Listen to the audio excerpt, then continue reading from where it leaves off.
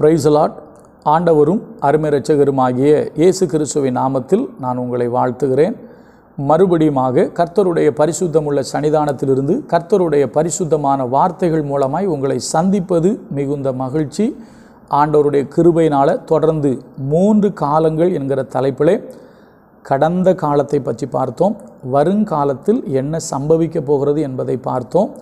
இந்த காலம் எப்படிப்பட்ட காலம், இந்த காலத்தில் நான் என்ன செய்யணும், வருங்காலத்தில் ஆண்டவரோடு வாழ்வதற்கு இந்த காலம் நான் எப்படி இருக்கணும், அதைத்தான் இப்போ நம்ம தியானிக்க ஆரம்பிச்சிருக்கிறோம். நேற்று நம்ம பார்த்தோம், அறியாமை உள்ள காலங்களில் தேவன் காணாதவர் போல் இருந்தார். இப்பொழுதோ எங்கும் உள்ள மனிதர், ஆல் ஓவர் வேர்ல்டு, உலகம் முழுவதும் இருக்கிற எல்லா மனிதனும் மனம் திரும்ப வேண்டும் என்று அவர் கட்டளையிடுகிறார் என்பதை நம்ம நேற்று பார்த்தோம். இன்றைக்கி இன்னொரு காரியத்தை பார்ப்போம். இந்த காலம் எப்படிப்பட்ட காலம், இந்த காலத்தில் நான் என்ன செய்யணுங்கிறத இன்றைக்கி ஒரு வார்த்தையை படிக்கிறேன். சரியா? 2 கொரிந்தியர் 6வது அதிகாரம், 2 கொரிந்தியர் 6:2. அனுக்கிரக காலத்திலே நான் உனக்கு செவி கொடுத்து இரட்சணிய நாளிலே உனக்கு உதவி செய்தேன் என்று சொல்லியிருக்கிறாரே. இதோ இப்பொழுதே அனுக்கிரக காலம், இப்பொழுதே இரட்சணிய நாள், இப்பொழுதே அனுக்கிரக காலம், இப்பொழுதே இரட்சணிய நாள். அப்போ இது என்ன காலம்? இது அனுக்கிரக காலம், இது இரட்சணிய நாள். அப்போ அனுக்கிரக காலத்திலையும் இரட்சணிய நாளில் என்ன செய்வாரா? நமக்கு செவி கொடுப்பார், நமக்கு உதவி செய்வார். அப்போ அனுக்கிரக காலத்தில் தான் நமக்கு உதவி செய்யவும் செய்வார், இரட்சணிய நாளில் தான் நமக்கு செவி கொடுக்கவும் செய்வார். நான் மறுபடியும் படிக்கிறேன். அனுக்கிரக காலத்தில் செவி கொடுப்பார், இரட்சணிய நாளில் உதவி செய்வார். இது அனுக்கிரக. அவர் சொல்கிறார் இப்பொழுதே அனுக்கிரக காலம், இப்பொழுதே என்ன நாள்? இரட்சணிய நாள் அப்படின்றார். அப்போ இங்கே என்னங்க இதில் நம்ம என்ன தெரிஞ்சுக்கணும் அப்படின்னு கேட்டிங்கன்னா, இந்த காலத்தில் தேவன் நமக்கு செவி கொடுக்கிறார், தேவன் நமக்கு உதவி செய்கிறார். அந்த உதவியை பெற்றுக்கொண்டு அவர் நமக்கு செவி கொடுக்கிறபடியினாலே இங்கு வாழ வேண்டிய விதமாக வாழ்ந்து வருகைக்கு நம்ம என்ன செய்யணும்னா ஆயத்தப்படணும். ஒரு எக்ஸாம்பிள் சொல்கிறேன். இயேசு கிறிஸ்து கடைசி நாளில் ஒரு வார்த்தை சொல்லுவாராம். நமக்கு தெரியும், மத்தேயு 25 போட்டிருக்கு. அவர் சொல்கிறாரு, அந்நாளில் அநேகர் வந்து என்னை நோக்கி கர்த்தாவே கர்த்தாவேன்னு கூப்பிடுவாங்க. உங்கள் நாமத்தினால நாங்கள் தீர்க்க தரிசனம் சொன்னோம், உங்கள் நாமத்தினால நாங்கள் பிசாசுகளை துரத்தணும்னு சொல்லுவாங்க. அப்போ அவர் சொல்லுவார், நீங்கள் எவ்விடத்தாரோ நான் உங்களை அறியேன்னு சொல்லிடுவார். அப்போ என்ன அர்த்தம்? அன்னைக்கு நீங்கள் கர்த்தாவே கர்த்தாவேன்னு கூப்பிட்டாச்சுன்னா அவர் உங்களுக்கு செவி கொடுக்கவும் மாட்டார், உங்களுக்கு உதவி செய்யவும் மாட்டார்.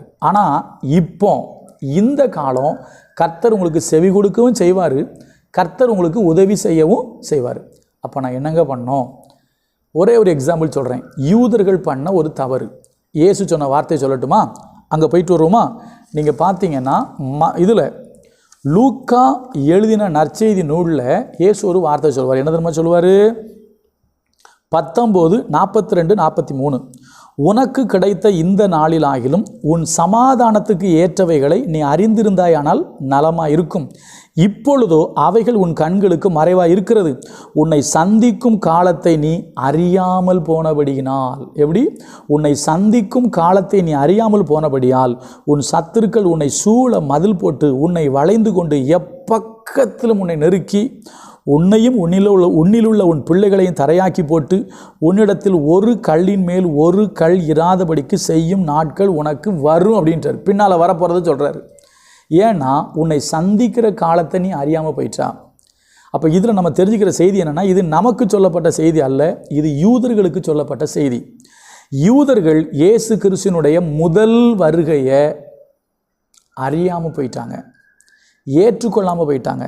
இன்றைக்கும் இஸ்ரேல் தேசத்திலே சாலமோன் கட்டின தேவாலயத்தினுடைய ஒரு பகுதி மதில் சுவரிலே அழுகையின் மதில் என்று அழைக்கப்படுகிறது. அதிலே முட்டி முட்டி அழுறாங்க, மேசியாவே வாருன்னு சொல்லி. ஆனால் மேசியா வந்து செய்ய வேண்டியதை செஞ்சு உலகத்துக்காக ஜீவனை கொடுத்து மரித்து அடக்கம் பண்ணப்பட்டு 3ஆம் நாளில் உயிர்த்தெழுந்து பரலோகத்துக்கு போயிட்டார். பரிசுத்த ஆவியானவரே அனுப்பிட்டார்.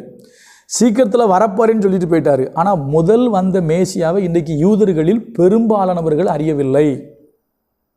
அதே தப்பை கிறிஸ்தவர்களாகி நீங்கள் செஞ்சிடாதீங்க. அதான் இதனுடைய அர்த்தம். நமக்கு உள்ள செய்தி அதுதான். அதான் அவர் சொல்கிறாரு, இது என்ன காலம்? அனுக்கிரக காலம், இது இரட்சணிய நாள். இப்போ உங்களுக்கு கர்த்தர் செவி கொடுப்பார், இப்போ கர்த்தர் உங்களுக்கு உதவி செய்வார். அதனால் என்ன பண்ணுங்க? பைபிள் சொல்லுது, பரிசுத்தமாகிறவன் இன்னும் பரிசுத்தமாகட்டும், நீதி செய்கிறவன் இன்னும் நீதி செய்யட்டும். நான் உங்களை பார்த்து இப்படி சொல்லட்டுமா? ஐயா, என்னால் பரிசுத்தமாக வாழ முடியல, என்னால் நீதியாக வாழ முடியல, என்கிட்ட சில தவறுகள் இருக்குது, சில தவறை விட்டு என்னால் வெளியே வர முடியல, நான் சில விஷயத்தில் சிக்கிக்கிட்டு இருக்கேன், யார் எனக்கு உதவி செய்வா அப்படின்னு நீங்கள் கேட்டிங்கன்னா, இப்பொழுது அனுக்கிரக காலம், இரட்சணிய நாள். அனுக்கிரக காலத்தில் கர்த்தர் உங்களுக்கு உதவி செய்வார், இரட்சணிய நாளில் உங்களுக்கு கர்த்தர் செவி கொடுப்பார்.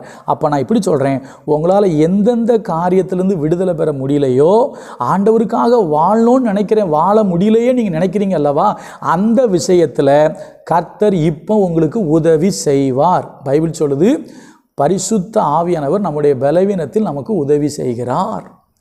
புரியுதா? கர்த்தர் இப்போ உங்களுக்கு உதவி செய்வார். இது உதவி செய்கிற காலம், கர்த்தர் உங்களுக்கு செவி கொடுக்கிற காலம். அப்போ இந்த காலத்தை நீங்கள் பயன்படுத்தி எந்த அளவுக்கு பரிசுத்தமாகணுமோ, எந்த அளவுக்கு நீதியாக வாழணுமோ, எந்த அளவுக்கு உண்மையாக வாழணுமோ, அந்த அளவுக்கு உங்கள் வாழ்க்கையை தூய்மைப்படுத்தி கொள்ளுங்கள். அப்படி நீங்கள் தூய்மைப்படுத்தி வாழ்ந்தீங்கன்னா அவர் வரும் பொழுது நீங்கள் அவரோடு கூட எடுத்து கொள்ளப்படுவீர்கள். 10 கன்னிகைகளில் 5 பேர் புத்தி உள்ளவர்கள், 5 பேர் புத்தி இல்லாதவர்கள். புத்தி இல்லாத 5 பேரும் கைவிடப்பட்டார்கள். புத்தி உள்ளவர்கள் மணவாளனோடு சேர்த்து கொள்ளப்பட்டார்கள். நீங்களும் நானும் அவரோடு கூட எடுத்து கொள்ளப்பட்டு நித்திய காலமாக வாழ வேண்டும். அதுக்கு சொல்கிறேன், இந்த காலம் அவர் உங்களுக்கு செவி கொடுக்கிற காலம், இந்த காலம் அவர் உங்களுக்கு உதவி செய்கிற காலம். எதுக்கு உதவி செய்வார்? நீ பரிசுத்தமாக வாழ்கிறதுக்கு உதவி செய்வார். எதுக்கு செவி கொடுப்பார்? தேவனுடைய சித்தத்தின்படி நீங்கள் செய்கிற ஜெபங்களுக்கு செவி கொடுத்து உங்கள் வாழ்க்கையில் செய்ய வேண்டிய காரியத்தை செய்வார். உங்களை நடத்த வேண்டிய வழியில் நடத்துவார். நித்திய ஜீவனுக்கு ஏதுவாக உங்களை நடத்துவார். அதுக்கு உங்களுக்கு உதவி செய்வார், அதுக்கு உங்களுக்கு செவி கொடுப்பார். ஐயா, நான் பாவியாக இருக்கிறேன், தேவனே பாவியாகி என்மேல் கிருபையாயிரும், உங்களுக்கு செவி கொடுப்பார். தேவனே பாவியாகி என்மேல் கிருபையாயிரும், உங்களுக்கு செவி கொடுப்பார், உங்களுக்கு விடுதலை கொடுப்பார், உங்களை வாழ வைப்பார். அதனால் அவர் உங்களுக்கு உதவி செய்கிறதையும் அவர் உங்களுக்கு செவி கொடுக்கிறதையும் நித்திய ஜீவனுக்கு ஏதுவாக பயன்படுத்தி வாழுங்கள். கர்த்தர் உங்களை ஆசீர்வதிப்பார்.